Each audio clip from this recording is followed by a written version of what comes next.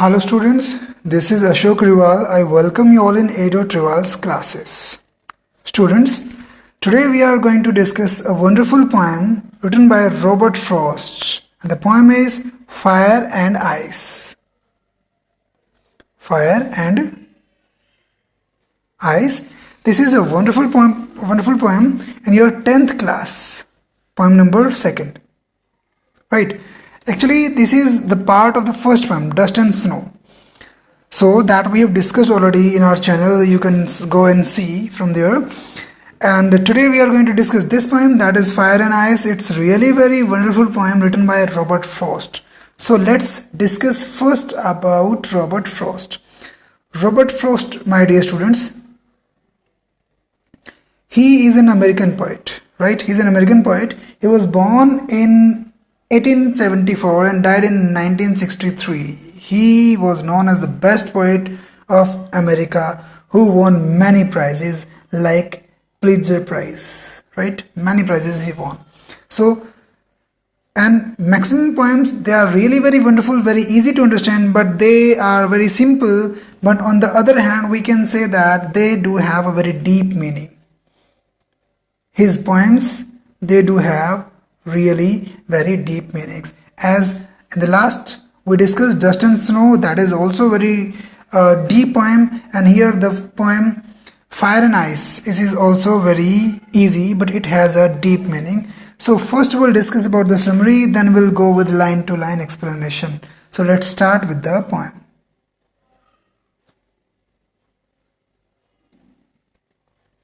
So my dear students, here is your poem Fire and Ice. Before starting this, first we'll discuss about all the literary devices used in the poem Fire and Ice. All the literary devices. If I say already we have discussed, the first one is about alliteration. My dear students, what is the meaning of alliteration? Alliteration means where the consonant sound is repeated, right? Alliteration, and that is consonant sound is repeated, that is alliteration, जो कि इसमें use हुई है आपकी poem में fire and ice. The second one is about imagery. The poet has used various images, like he used one image of fire, he used one image that is ice, right? So what are they? They are images जो poet ने use किए यहाँ पे. So that is imagery. The first one about alliteration, second one imagery, and the next one is personification. Personification क्या होती है बच्चों? जब कोई नॉन लिविंग थिंग्स जो है वो लिविंग बींग्स की काम करती है, एक्शन करती है, दैट इज पर्सोनिफिकेशन. तो जो ह्यूमन बींग्स की क्वालिटीज हैं इस पोएम के अंदर, जो फायर एंड आइस है, they are capable of destructions. Fire and ice, they are capable of destruction, जो विनाश कर सकते हैं, मार सकते हैं, खत्म कर सकते हैं. So here fire and ice, they are personified as a human being mind, right? They are the mind and power of a destroying anything. So they are used as a personification. तो ये है इसके literary devices. अब हम बात करें बच्चों एक बहुत ही शॉर्ट समरी के बारे में इस पोएम की.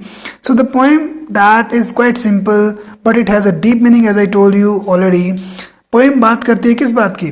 कि fire and ice they have a profound idea. इनका अपना एक मेन आइडिया है, मेन मोटो है क्या? कि अगर वर्ल्ड को डिस्ट्रॉय करना हो तो कौन से तरीके हैं? There are two ways to destroy the world. One is about the fire and one is about ice. ठीक है, दो तरीके हैं. मीन्स लोगों का मानना है कि अलग अलग तरीके हैं, बट बहुत सारे आदमी ये मानते हैं कि both the components are compared with self destructing human emotions, hated and desire. तो हम बात करते हैं अभी लाइन टू लाइन एक्सप्लेनेशन की. क्या? Some say the world will end in fire, some say in ice. So let me tell you कि कुछ लोग कहते हैं कि वर्ल्ड जो खत्म होगा आग से, और कुछ कहते हैं बर्फ से खत्म होगा. तो जैसे मैं बता चुका हूँ बच्चों, फायर जो है वो सिंबॉलिक है किस चीज का? आपकी इमोशंस का, आपकी डिजायर्स का. जो फायर है वो सिंबॉलिक है किस चीज का? आपकी डिजायर का. और आइस सिंबॉलिक है बच्चों आपकी हेटर्ड का. हेटर्ड का आइस जो है वो सिंबॉलिक किस चीज का? आपका हेटेड का, नफरत का. तो पोइट कहते हैं यहाँ पे कि कुछ लोग कहते हैं संसार खत्म होगा डिजायर से, फायर से, और कुछ कहते हैं कि आइस से। तो दूसरा मीनिंग इसका ये है कि एक दिन इतनी हीट हो जाएगी सन में कि वो ब्रस्ट होगा और सारा संसार खत्म हो जाएगा। जो वर्ल्ड है, पीपल हैं, वो उस हीट को बर्दाश्त नहीं कर पाएंगे और ख़त्म हो जाएगा। लेकिन यहाँ पे फायर जो सिंबॉलिक है बच्चे, वो है आपके इमोशंस का, डिज़ायर्स का। ठीक है, तो अल्टीमेट वी नोवेल कि एक दिन संसार हमारी खुद की इच्छाओं में, हमारे खुद के इमोशंस में ही हम इसको ख़त्म कर देंगे। फिर कुछ कहते हैं कि आइस से, आइस मतलब ऐसा माना जाता है कि एक दिन क्या होगा, पूरा वर्ल्ड फ्रीज हो जाएगा, जम जाएगा और फिर लोग मर जाएंगे। लेकिन यहाँ पे आइस सिंबॉलिक है किस चीज़ का, आपकी हेटेड का, नफरत का। तो पोइट बात करता है कि इन दो तरीके से खत्म हो जाएगा। For what I have tested of desire I hold with those who favour fire. तो पोइट कहते हैं यहाँ पे कि भाई from what I have tested of desire, मैंने डिजायर्स को टेस्ट किया है, देखा है, महसूस किया है। तो I hold with those who favour fire, तो ऑब्वियसली मैं उनके फेवर करता हूँ, मैं उनके साथ हूँ जो कहते हैं कि संसार खत्म होगा किससे, फायर से। मीन्स आपकी इमोशन से, आपकी डिजायर से ही संसार एक दिन खत्म हो जाएगा, नष्ट हो जाएगा। ठीक है, लेकिन नेक्स्ट स्टेंजा में कहता है but if I had to perish twice. So student we must know the meaning of the perish. Perish means here die, right, destroy. कहते अगर मुझे दो बार मरना हो, दो बार नष्ट होना हो, अगर मैं कहूँ कि संसार दो बार खत्म होगा, तो कहते हैं that I think I know enough of hate. तो कहते हैं मैंने देखा है, मैंने महसूस किया है क्या, एनफ ऑफ हेट, मैंने हेट के बारे में भी, यानी कि नफरत के बारे में भी काफ़ी सारा सुना है, देखा है, महसूस किया है। And to say that for destructions ice is also great.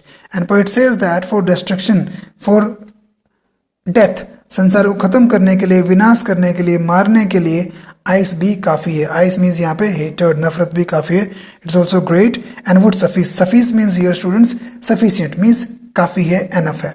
So this is very short poem about